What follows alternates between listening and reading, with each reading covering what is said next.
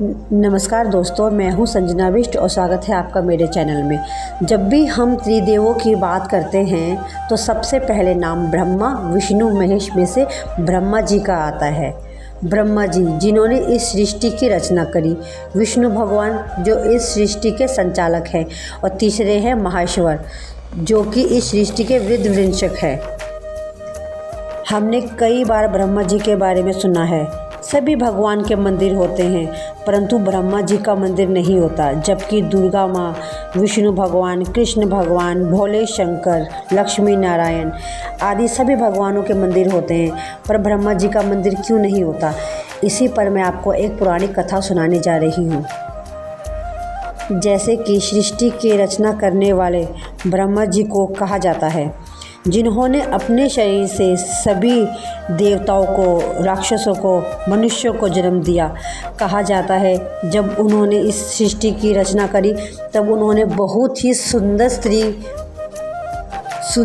की रचना करी जिसका नाम था शत्रुपता।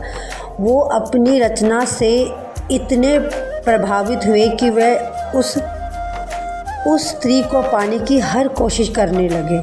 वह उसे अपनाना चाहते थे। कहा जाता है कि वह उस स्त्री पर, शत्रुपता पर इतने मोहित हो गए कि बस सिर्फ उसे ही निहारते रहते थे और उसे ही पाने की कोशिश करते थे। शत्रुपता अब ब्रह्मा जी की दृष्टि से बचने के लिए कई कोशिश करी पर हर बार असफल रही।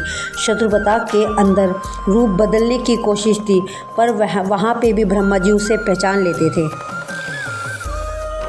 जब वह सब कुछ करके हार गई तो उसने थक हार के ऊपर की ओर देखा और उसकी ऊपर की ओर जब दृष्टि पड़ी तो ब्रह्मा जी ने अपना एक सर ऊपर की ओर विकसित कर दिया, जबकि ब्रह्मा जी के उससे पहले 4 सर थे।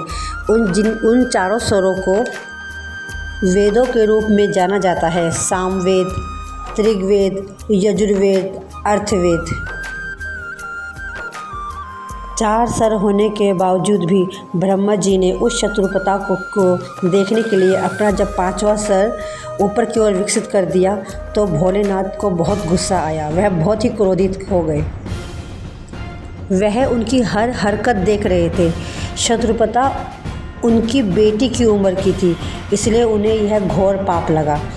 इस बात से क्रोधित होकर भगवान शंकर ने ब्रह्मा जी का 5वां सर काट दिया और ब्रह्मा जी को श्राप दिया कि त्रिदेवों में कभी भी उनकी आराधना नहीं होगी और ना ही उनकी पूजा की जाएगी।